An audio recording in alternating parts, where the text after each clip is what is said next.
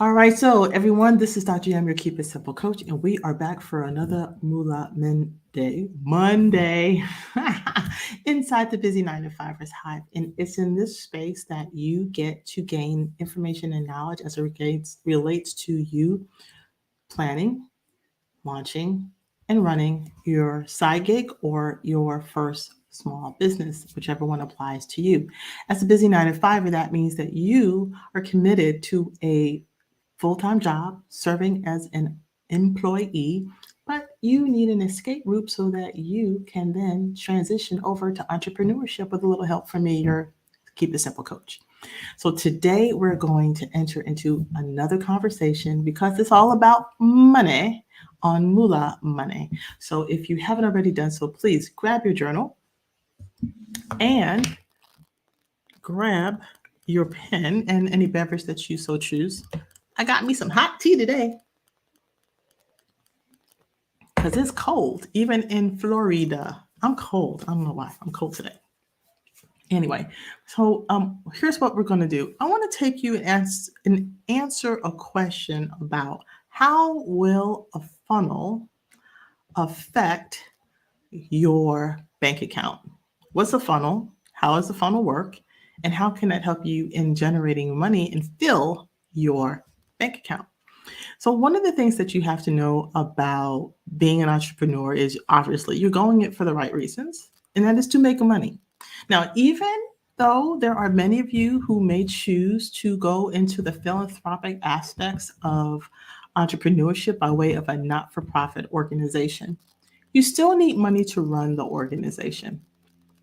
Now, that means that what I'm about to show you today applies to any type of a business situation, structure that is, where is a for a product, it's for a service, it's for profit, not for profit. At the end of the day, you have to be able to cultivate cash flow so that you can run your business. If you haven't already done so, make sure that you, as you're entering into the room and we have other people that might be joining, please make sure that you share that you're here inside of the comments right below. And then if you're watching this as a replay, you too can ask your questions along the way, and I will be more than happy to answer them inside of our community in the busy 9 to 5 side. So if you haven't already done so, make sure. Again, we're working on our Moolah Monday. So we got that working. I'm going to switch this over.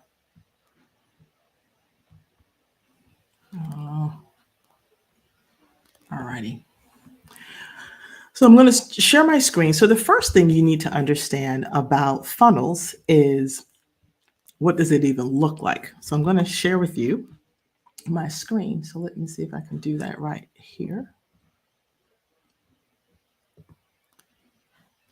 I'm going to share my tab.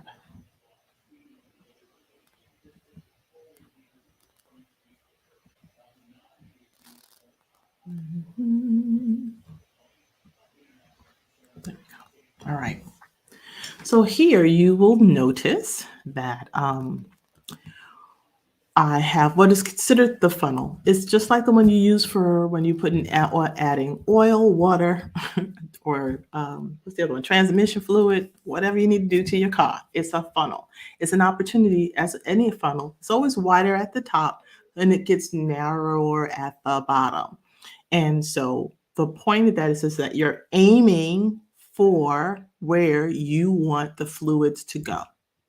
The same holds true. So I want you to change your fluids into finance, into cash flow. That's what you're trying to do. Bigger at the top and narrowing it down, and you'll see why. Now, there's an old adage when it comes to marketing and it comes to sales. And that is just because you build it doesn't mean they're going to come.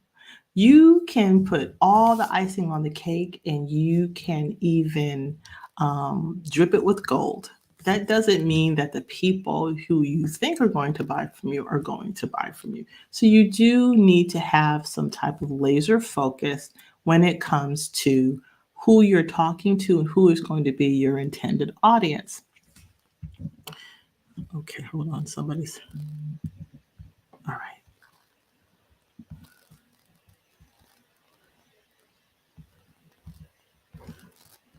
Sorry. Okay. Now, with that being said, what you see on my screen is I want to take you through this two ways of looking at your funnel. Way number one is the dynamic between you and other people when it comes to interacting with your intended audience or your target audience or your intended customer. And that is, hold on a second. My screen just popped on me.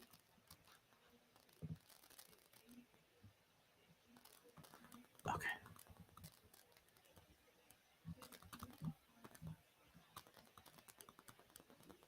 All right. That there isn't a dynamic that you want to be taking place. And what that means is there's an old adage people are not going to buy from you if they don't know you. They darn sure aren't going to buy from you if they don't like you. And if they don't like you, more than likely, they're not going to trust you. And if they don't trust you, they're not going to promote you. So that means that you've got to cultivate a relationship with the people who you want to buy from you. Hey, how you doing? So how does that look? Is that when you're looking at your funnel, you want to look at it from a very wide lens in the sense that invite as many people to the party that you can and get them to come in to the party, okay? Through the top of your funnel so they can get to know you. It's like throw a really big party, multiple parties, right? You want to get as many eyeballs on you, your product, and your services as you possibly can. Where is this going to take place? Well, it's going to take place in a couple of locations. It's going to take place either on your website. It's going to take place in your social media. It's going to take place on maybe being a guest on a podcast. It's going to take place inside of you creating some visual graphics, like infographics. It's going to take place in your email marketing. There's lots of different ways that you're going to be able to cultivate the relationship. That being said, so you want to get people into your funnel so that they can get to know you and entice you. Okay. And I'm going to share with you how that works as well. But just from an interaction perspective, from one person to another, this is how it would work. So you have all these different kind of feelers out there, or what we call prompts or magnets, people to draw them in so they can get to know you, right? If you invite everybody to neighbors to the party you've never met before, they got to come into the house and get to know you. Okay. Once they get to know you, then they will hopefully, through that conversation of, hey, this is what I do, this is how I help people, this is the products we serve, we produce and we sell to help with a particular problem, or here's a service, right? And also to tell them about you, your why. Why is it that you do what you do? And as a result, then there was like, oh, well, that's kind of cool. And so then the people who do like you, they're going to come on down to the like factor. Is this good? Yeah, here we go. To your like level. Okay. When you have them at your like level, then you get to give them a little more love. Okay. You get to nurture that relationship. You got to stir the pot. You got to nurture that relationship. Again, people are not going to buy first off when they first see you. It's like just because you sell it doesn't mean everybody's going to buy it. Everybody wants it. They don't know you enough. But now that they got to the like factor, notice that the like factor is a little narrower than the no factor. Why is that? Because only a percentage of the people in the no factor are going to come down to the next level. Not everybody's going to like you. Sorry, but that's just the truth. Everybody's not going to like you, but that's okay. Because as you continue to put yourself out there into the universe in a strategic way, then you will able to find more people who would like you. Okay. Now that they like you and they've nurtured you, it's like, hey, come on over. Maybe we'll go out play golf. We'll go out for coffee, right? Now we're more in the like factor. Now that you've cultivated that, Now you have an opportunity to build a level of trust. So that level of trust, I'm going to come down some more. Again, the trust factor is smaller, narrower than the like factor. Why is that? Same premise. Just because they like you don't mean they're going to buy from you and trust you. Trust meaning that I trust you enough to give you my business. I give you my credit card online, give you my email address. Okay, so, or anything for loans, but usually at the transactional level, that's what the trust level is for. So you did your work, right? And another group of those same individuals are going to come down. So this is the percentage of the percentage. Okay, a percentage of the percentage comes down. And then here again, the percentage of the percentage of the percentage are now in the trust factor. Remember, they started up here at the no factor, right? All right. So now they're here at the third. So you've been doing really well. Remember, it's a subset. 100 people come in, percentage of that come out, right? And so now they're at the trust. That means that they trusted you enough to do business with you. They bought a product, they bought a service, they did something. There was a transaction involved, typically with Moolah. Okay. Now, there's even one better level. This is the level that will help to bring more people again to the funnel, but maybe even quicker. And that is at the promo level. Promo meaning they are willing to talk about you and say how good you were because of how good you were to them. And that you proved the point of whatever the promise was, you delivered on the promise, and that they are now spokespersons for you. That's free advertising, right? That's the place where you're going to get your referrals and other people go like, hey, you need to check out Dr. Yam. She helped me in my business solving problems, and now I am flying high as I ever have done before. Okay, so that's the promo level. So who is that? The people who enjoyed what they bought from you enough to talk about you. Again, another subset. So this is the percent of the percent of the percent of the percent. Okay, this is what you're always aiming for because, or also that they liked you enough. I'm going to put this little arrow here that they'll repeat business as well, right? They'll come back and buy something more from you. And as much as they will tout about that experience that they had, they're also willing to buy from you again. Okay, that's your 4 levels. So that's from a transactional standpoint and from an interaction standpoint from you and your target audience is what your funnel, how your funnel looks for your business.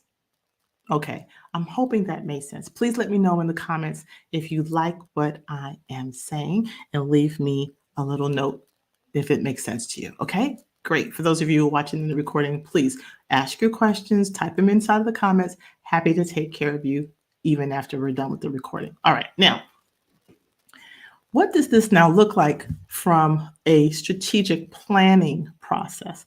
What I mean by that is, how are they going to get to know you? What will it take for them to like you? And what does it look like when they buy from you? What is it that they're buying from you? Right? So we're going to take the same analogy of funnel, but now we're going to put a different spin on it. And now we're going to look at it from what is the work that you're going to need to do to generate this whole dynamic from a conversation and the interactions. All right, so let's switch over to another page.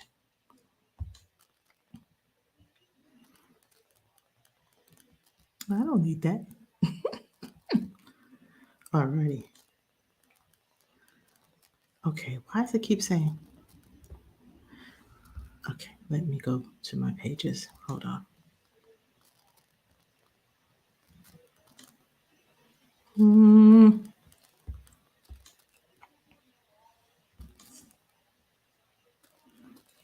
Can I go back to my pages?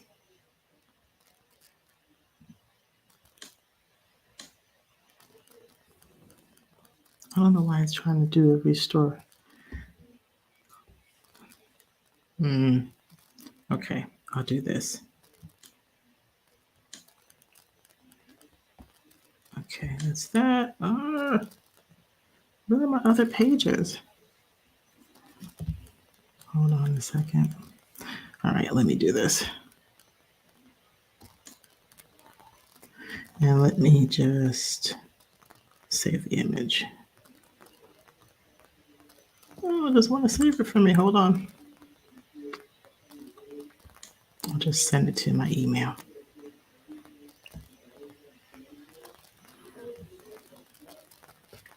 All righty.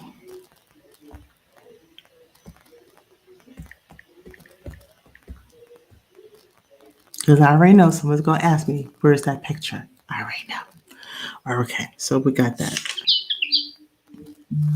All righty. So now, there we go. All righty.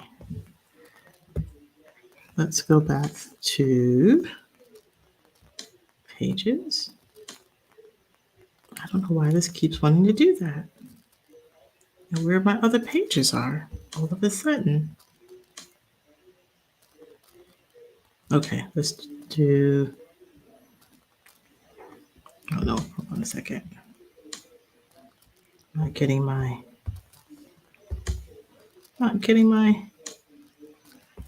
delete. Okay, hold on, let me do it this way. It's so crazy. Now he doesn't want to work on me. Here we go. Okay, I'll just erase. La la la la la la la la. Okay, and we'll go back. All right. So now, sorry about that, guys. So now let's take it from what would it take to get those interactions to occur in the form of a funnel. So what happens in the form of a funnel, we're going to take our shape back here. Okay. And again, we have our sections. So when you want to get somebody to know you, right, then what you're asking people to do is to share that information and getting to know you. And typically what that means, you want to give something away for free. And something very simple, but it's a way to connect because remember, you got to kind of test the waters. You kind of want to figure out what are the people what you believe because you did your research. Now, the people that you are trying to connect with, what do they like? What would be helpful for them? How can you add value to them?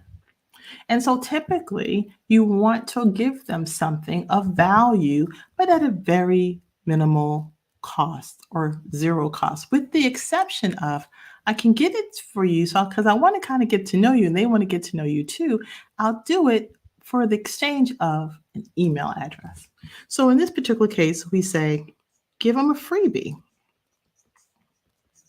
Okay. And so that's $0. That's going to be a cost to them, but they're going to give you, their email address. Come on. In exchange for that freebie. Okay. Now, once they've given you an email address, now you have an opportunity that they now get the email.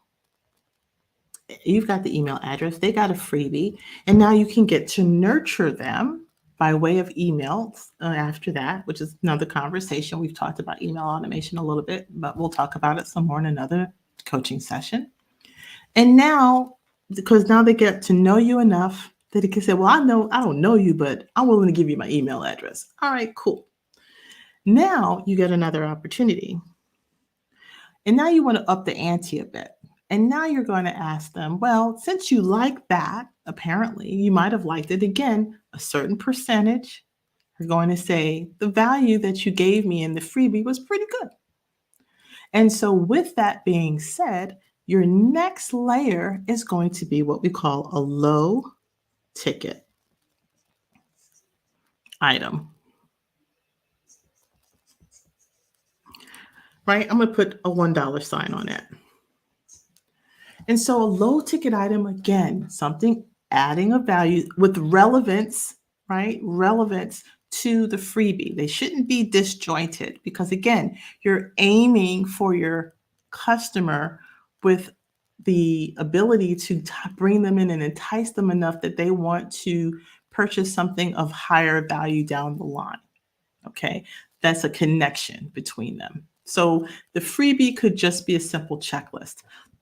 Top, things to do before you go to sleep so you can have a restful night in order for you to be more productive, right?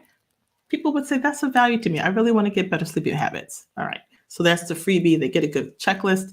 And now you're on your way to cultivating that relationship. So now the next ticket item could be a meal plan to being more productive and eating healthier, right? And if that's a meal plan, it might only be maybe $7, whatever the low ticket item is. $7, $10, whatever. Usually something that's less than $30, 30 or $40 is considered a low ticket item. Okay, so you add value. They're willing to give a little bit of money, but like, here's a little bit, right? In exchange, because this is of higher value than the freebie was. And they're more inquisitive. And again, they're coming down the funnel, only a percentage of the percentage. So this time they're going to give you some moolah. Just a little bit though. Just a little moo of the la. All right. And now again, be prepared because they're going to show some love and they're going to be like, hey, that little $7 item was pretty darn good. It was very helpful. I used it. You did some follow up with them, make sure they got it. Again, a subset is going to say, hey, then you share with them what they call mid-ticket.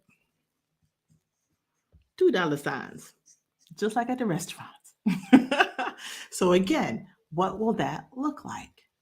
What could that mid-ticket item or product look like that you want to share with them and say, hey, you love that? I got something even better. Cost you a little bit more, but you're going to get a lot more. Okay. And then they're going to show you. So again, showing some moolah love. Okay. With the second ticket item. Again, a subset of the subset. And the goal is that you're going to get to your most expensive service or your more high ticket product that is of value for that intended audience. Remember, just because you build it doesn't mean they will come. You've got to build a lane and a journey to take them on so that they will want to buy from you. And so now you get to your high ticket. This is the three, $100, $300, $400, $5,000, whatever you want to set. You get to set your limits. And this is just for one stream of a process of a product component, not for any and everything that you sell. But again, what would be your ideal buyer's journey in that know, like, and trust factor? What would people's learning experience be from buying from you if they were to come back, right? Like first time I come to your restaurant, I'm just going to have the appetizers. Okay. Second time I come back, I might come back for lunch. If it's real good, then I'm like, you know what? I'm willing to go all whole hog and I'm going to come back for dinner and dessert with some wine and a cocktail. Okay. Again, give it all the ingredients that you need in order to draw them to come back and cultivate that relationship with you that they will want to hand over willingly their money in exchange for your product or your service. So that's what that looks like. And again, is that coaching support? Is that a higher ticket item, resource, whatever you see fit? You get to decide. There is a process, but those are the things you want to work on. And in between all of these levels is email automation. This is where you're talking. So as much as you're getting more email, all of this is centered around the fact that there is talking going on, right? Oops. Sorry.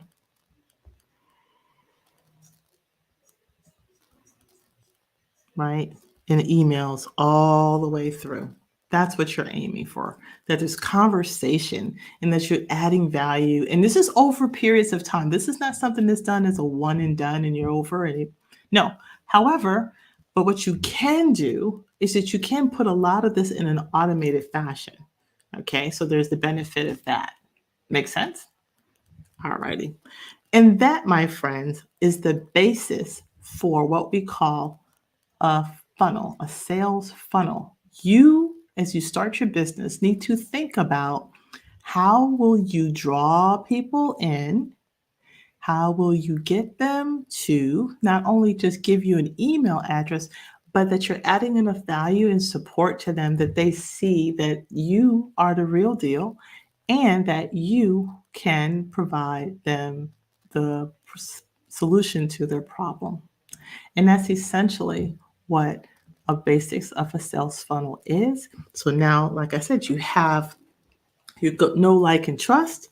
And now you have a building the structure by way of your products and your services and how you will be able to offer these things to your customers. Okay. Now, somebody asked, how do you get people to your freebie? And how do you get people to your low ticket item? And the way in which you're able to do that is, let me see if I can save this.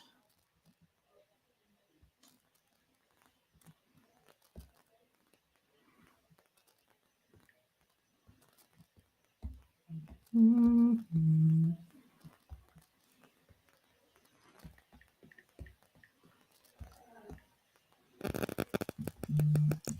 Okay. So now you're able, so we can send that way. Okay.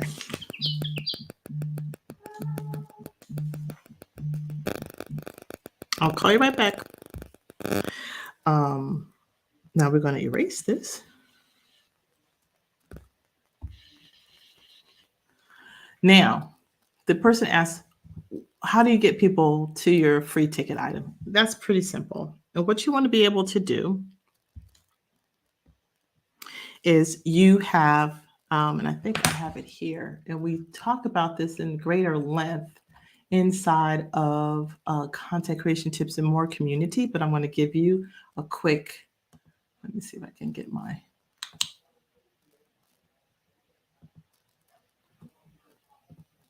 hold on a sec. Let me see if I got my banner here.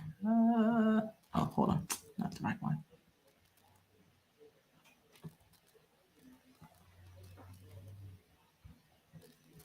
Oh, this. There we go.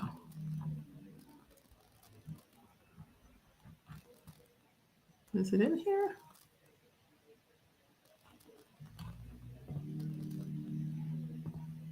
Yeah. I thought it was. I thought I had it in here. I'm sorry, guys. I thought I had my image. I'll post it inside of the community. Sorry for that. I thought I had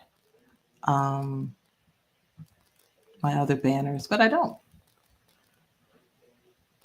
Let me just double check one other space, make sure I didn't trash it somewhere in. Okay, yeah, it's not in this group hand. Okay, nonetheless.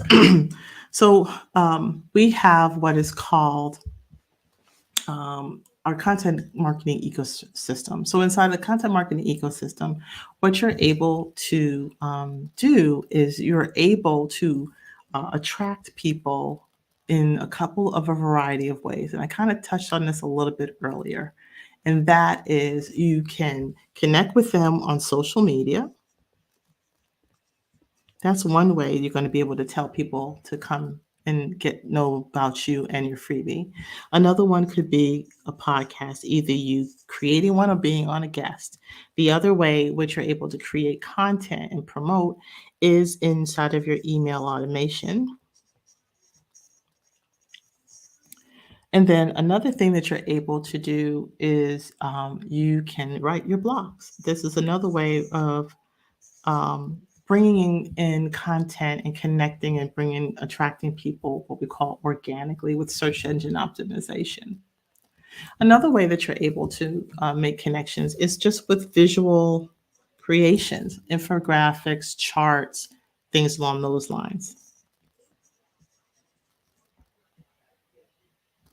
And then I always seem to leave out this one in my head, and I don't know why that is, but it drives me crazy.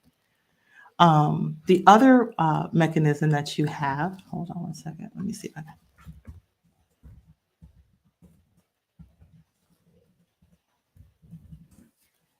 It's not already worn out for the day. Okay, there we go. Let me, here we go. Yeah, sorry about that. I don't know why I can't seem to think of my sixth item. I always seem to mess up. I do that. Okay. That's that one. And here it is.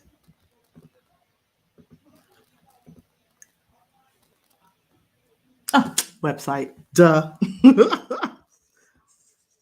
And then your website. That's number 6. So these are what we call content marketing methods that you can utilize that doesn't cost any real money other than your sweat equity, maybe a little bit of money if you don't have a website and you have to build those things out and have a web presence, or even if it is just simply your social media web page profile, like your business page on your social media can count for a web presence, but there's some drawbacks to that. So don't make that be your only way of doing things.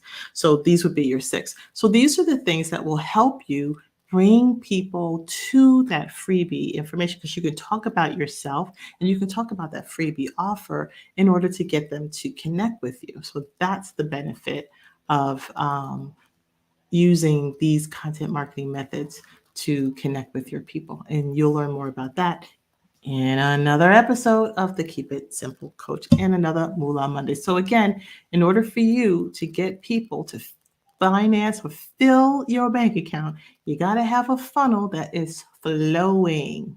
Okay. So hopefully you found this to be a helpful exercise. This is Dr. Yam, your Keep It Simple Coach. Always remember that you can connect with me inside the Busy 9-to-5ers Hive, not only on this Monday, but any day of the week. You can post any information that you have or any questions that you would like to ask of me. And I think my folders are just all kind of crappy today. Yeah, they are. There we go. Sorry about that. So until next time, this is Dr. Yam, your Keep It Simple Coach. Any questions, post them down here in the comments or inside of our community and our group. And until next time, let's get busy. Take care. Bye-bye.